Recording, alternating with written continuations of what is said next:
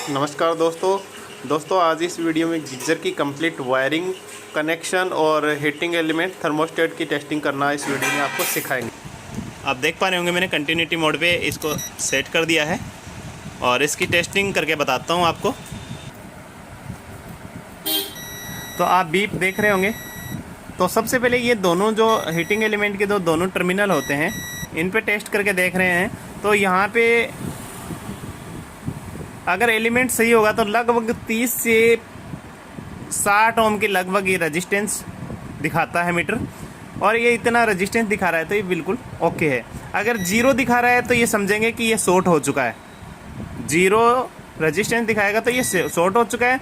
और अब साथ में ही बॉडी में करंट आता है, उसकी टेस्टिंग कैसे करते हैं उसको बोलते हैं ग्राउंड टेस्ट।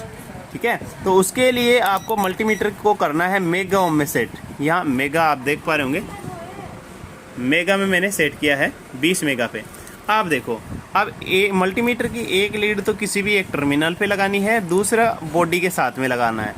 कोई रीडिंग यहाँ पे शो नहीं करना चाहिए, ओपन दिखाना चाहिए। अगर ओपन दिखा रहा है तो ये ओके है। और साथ में ये भी आप ध्यान रखें, ग्राउंड टेस्ट कर रहे हैं तो आप कई बार वैल्यू दिखाता है तो 10 मेगा ओम से कम रेजिस्टेंस अगर ये दिखाएगा तो आप ये मान समझें कि इसमें लीकेज हो चुका है, ये आपको हल्का हल्का करंट मार सकता है। तो अगर आप टेस्टिंग कर रहे हैं और 10 मेगा ओम से कम इसमें रेजिस्टेंस दिखा रहा है 10 मेगा ओम से, तो इसको बदल दें, यूज में न लें। अब इसको 200 पे सेट करके देखते हैं। अब आप देख पा रहे होंगे यहाँ पे ये 103 मेगा ओम दिखा रहा है, तो कोई दिक्कत नहीं है। 100 से ज़्यादा है, 100 मेगा ओम से ज़्यादा है तो कोई दिक्कत नहीं है। अब ऐसे ही मेरे पास एक एलिमेंट और है, देखो इसकी टेस्टिंग लेके देखते हैं। यहाँ दिखाओ थोड़ा। तो इसको पहले रेजिस्टेंस चेक करते हैं। तो ये टर्मिनल में ये दिखा रहा है, दोनों टर्मिनलों के बीच 28 ओम दिखा रहा है, यानी कि इसका एलिमेंट तो ठीक है। लेकिन अब देखेंगे इसमें कि ग्राउंड फॉल्ट है या नहीं है। तो आप देख रहे हो ये कितना दिखा रहा है, 6 मेगा ओम, यानी कि 10 मेगा ओम से कम है। इसका मतलब इस रोड में क्या प्रॉब्लम आएगी कि इसमें पानी में हल्का हल्का करंट आएगा, और इसीलिए ये देखो यूज की हुई है और ये कस्टमर से वापस उतारी हुई रोड है। तो इसको फेंक देते हैं, कोई काम की ये नहीं है, क्योंकि ये करंट मार सकती है। ये है एलिमेंट की टेस्टिंग। ठीक है, अब साथ में ही थर्मोस्टेट की भी कर लेते हैं। तो थर्मोस्टेट की टेस्टिंग करने के लिए ये मल्टीमीटर को कंटिन्यूटी मोड पे, और ये दोनों जो एंड टर्मिनल यहाँ पे होते हैं इसमें, इन दोनों में बीप की आवाज़ आनी चाहिए। थोड़ा पीछे दिखाओ, यहाँ पे टर्मिनल, ठीक है, यहाँ पे बीप की आवाज़ आनी चाहिए। ओके, ठीक है। और साथ में ही किसी भी एक टर्मिनल पे और बॉडी के बीच में कोई कंटिन्यूटी नहीं आनी चाहिए। अगर बॉडी के बीच में यहाँ पे और इस टर्मिनल के बीच में कंटिन्यूटी आ रही है तो इसको बदल दें, ख़राब हो चुका है। अभी ओनली फॉर अपने इसमें 2 फॉल्ट होते हैं, एक तो होता है ग्राउंड फॉल्ट और एक होता है ओपन फॉल्ट, और एक क्या होता है शॉर्ट सर्किट टेस्ट। तो शॉर्ट सर्किट में क्या हो जाता है, ये चिपक ही जाता है, ओपन नहीं होता है। उस टेस्ट की जांच हम इसको कनेक्शन करने के बाद में उसकी जांच आपको करके बताएंगे। तो इसकी भी जांच कर लेते हैं, दोनों टर्मिनलों पे लगा के देखते हैं। तो ये ओके है और इधर कोई कंटिन्यूटी नहीं दिखा रहा है, इसका मतलब ये ओके है। तो अब ये तो इस टाइप से अपन इसकी जो थर्मोस्टेट है, हीटिंग एलिमेंट है, इसकी टेस्टिंग करते हैं और इसके कनेक्शन करना है इस वीडियो में हम आपको बता देते हैं। तो कनेक्शन करने के लिए ये दोस्तों, उससे पहले ये 2 थर्मोस्टेट होते हैं। एक तो देख पा रहे होंगे ये रीसेट वाला थर्मोस्टेट है, ये नॉर्मल थर्मोस्टेट है। तो नॉर्मल थर्मोस्टेट का जो टेम्परेचर की जो सेटिंग है वो हमेशा 65 के लगभग रखें आप, 65 डिग्री के लगभग रखें आप, और इसकी 75 पे रख लें। जो रीसेट वाला होता है उसकी 75 पे रख लें। यानी कि मैं ये कोई किताब में लिखा हुआ नहीं है, इसका 65 इसका 75, लगभग इन दोनों में 15 डिग्री का डिफरेंस आप रखें। अगर ये आप 65 पे रख रहे हो तो इसको 75 पर सेट कर दो। ये नोब जो है आप देख पा रहे होंगे, नोब को घुमा के अपन कम ज़्यादा कर सकते हैं। ये अगर 70 पे है तो इसको 85 पे कर दो। तो इस टाइप से आप इनकी, ये नहीं है कि इन दोनों की सेटिंग बराबर रखें तो फिर ये दिक्कत हो जाएगी। इसके हमेशा रीसेट वाले के हमेशा ज़्यादा ही रखना है, 10-15 डिग्री का डिफरेंस रखना ही है आपको। तो अब करते हैं कनेक्शन। साथियों, आपका समय बचाने के लिए मैंने वायरिंग पहले ही कर ली है। देखो ये मेन सप्लाई का वायर आया और रीसेट वाला जो थर्मोस्टेट है उसके इन साइड में मैंने कनेक्ट कर दिया और इसके आउट से ये वायर उठाया और ये जो नॉर्मल वाला थर्मोस्टेट है इसके इन में लगा दिया। इसमें कोई इन और आउट नहीं होता है, किसी भी साइड में आप लगा सकते हो।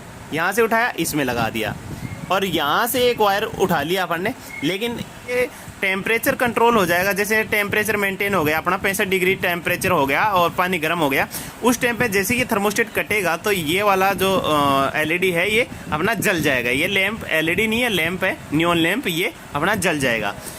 इस थर्मोस्टेट के आउट से होगा और सीधा आप देख पा रहे होंगे हीटिंग एलिमेंट जो है, हीटिंग एलिमेंट के एक कोई से भी एक टर्मिनल पे चला जाएगा। ओके, और ये वाला आया आपका न्यूट्रल आया और इस एलिमेंट के दूसरे शेष बचे टर्मिनल पर कनेक्ट कर दिया।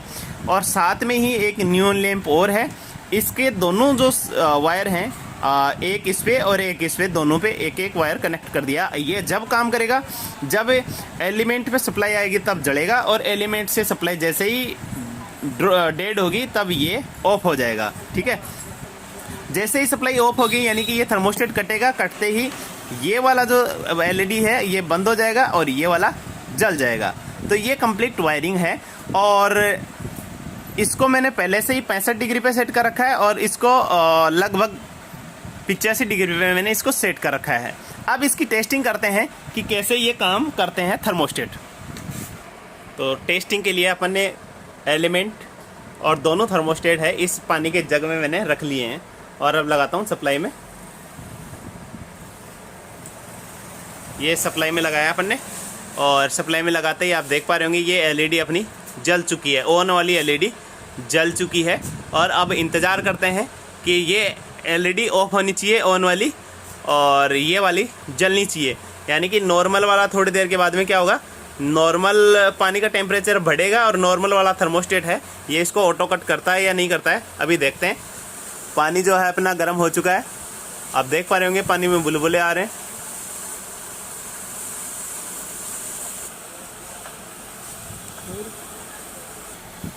तो आप देख पा रहे होंगे ये कट चुका है और इधर वाली ये एलईडी आपकी जल चुकी है। इसका मतलब ये क्या हुआ है कि ये वाला जो थर्मोस्टेट है ये कट हो चुका है और अभी जो है हीटिंग एलिमेंट पे सप्लाई नहीं पहुंच पा रही है। जब तक नहीं पहुंचेगी जब तक कि पानी का जो टेम्परेचर है वो ठंडा ना हो जाए। तो अब इसको मैं क्या करता हूँ, इसको बाहर निकाल देता हूँ। जैसे ही बाहर निकालूंगा आप देख पा रहे होंगे जैसे ही बाहर निकाला ये बंद हो गया और ये वाला चालू हो गया, यानी कि काम करने लगा। अब मैं क्या करता हूँ, उसको बाहर ही रख देता हूँ। मतलब एक तरीके से इसको मैंने ख़राब कर दिया कि ये ख़राब है, ये काम ही नहीं करेगा। अब देखना, अब रीसेट वाला जो है थोड़ी देर के बाद में रीसेट वाला थर्मोस्टेट बाहर आना चाहिए। यानी कि ये दो थर्मोस्टेट लगाए इसलिए जाते हैं कि एक ख़राब हो जाए तो दूसरा काम करे, स्टैंड बाई में लगाया जाता है। ये देखना अभी थोड़ी देर में ये रीसेट मार जाएगा।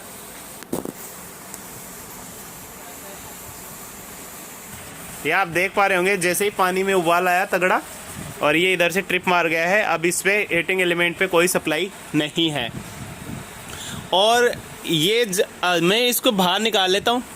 अब ये जो है इसको रीसेट करना ही पड़ेगा आपको, अपने आप नहीं होगा। ठीक है, मैं इसको बाहर निकाल लेता हूँ और बाहर निकाल के इसको जैसे ही मैं वो करूँगा रीसेट करूँगा और अब ये देख लो ऑन हो चुका है, रीसेट करते ही ऑन हो चुका है। और मैं इन दोनों को दबाऊँगा, लो, यानी कि ये नॉर्मल वाला थर्मोस्टेट काम कर रहा है। आपको मैं ये समझाना चाह रहा हूँ कि अगर नॉर्मल 65 डिग्री से ज़्यादा टेम्परेचर जाएगा तो ये वाला कट जाएगा नॉर्मल वाला, और ये मान लो चिपक ही गया, मतलब ये मतलब काम करना ही बंद कर दिया, ख़राब हो गया है। उस कंडीशन में अगर टेम्परेचर मतलब 70-75 की तरफ जाएगा, ऊपर जाएगा, तो उस कंडीशन में टैंक फट सकता है। तो उस कंडीशन से बचने के लिए दूसरा रीसेट वाला थर्मोस्टेट दिया गया है, ये फिर इसको कट कर देगा और टैंक को फटने से बचा लेगा। तो ये उम्मीद है दोस्तों आपको ये वीडियो पसंद आया होगा और आपको फिर भी अगर गीजर के कनेक्शन में या कोई वायरिंग में कोई प्रॉब्लम लगे आपको, तो आप कमेंट करके हमारे को आप पूछ सकते हैं, उसमें कोई दिक्कत नहीं है। और वीडियो पसंद आए तो लाइक शेयर सब्सक्राइब जरूर करें। थैंक यू दोस्तों, मिलते हैं नेक्स्ट वीडियो।